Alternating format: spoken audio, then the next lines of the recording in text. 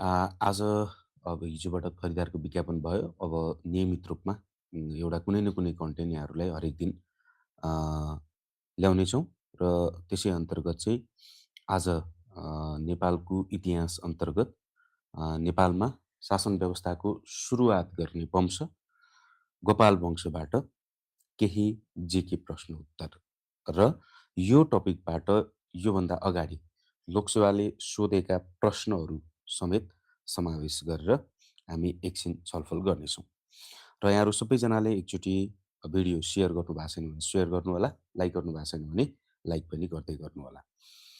अब गोपाल वंशहरूको वंशको विषयमा चाहिँ कुरा गर्दाखेरि गोपाल वंश नेपालमा चाहिँ नि राज्य व्यवस्थाको सुरुवात गर्ने पहिलो वंश हो र यहाँबाट धेरै प्रश्नहरू सोधिसकेको छ। एउटा चाहिँ गोपाल भन्नाले के बुझिन्छ भनेर पनि सोधेको छ। गोपाल भनेको गाईपालक समुदाय, होइन? जस्तो अब हामी महिषपालको विषयमा पढ्छौँ, नेपालमा शासन गर्ने दोस्रो वंश महिषपाल भनेको छ भैँसीपालक समुदाय।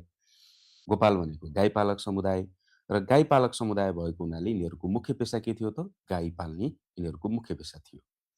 र प्रथम राजाहरू कुन वंशका थिए भन्दा गोपाल वंश, यिनीहरू चाहिँ निप जातिका गुप्त थिए।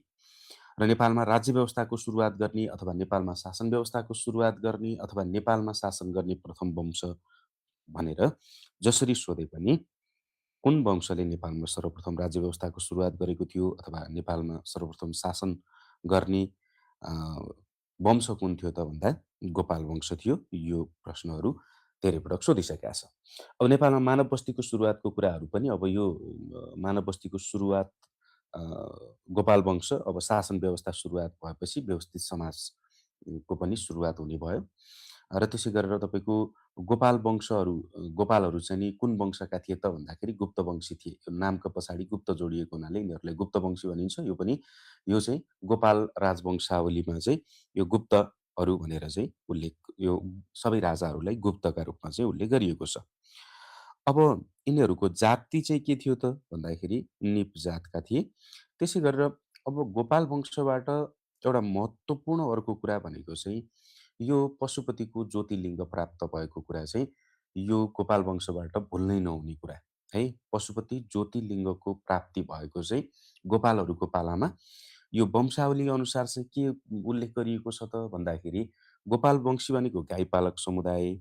यिनीहरूको चाहिँ नि एउटा यिनीहरूले गाई पाल्थे अनि उनीहरूको एउटा बहुहिरी नामक गाई थियो, जुन गाईले पशुपतिको अहिलेको जुन पशुपति मन्दिर छ, त्यहाँको बागमती नदी किनारमा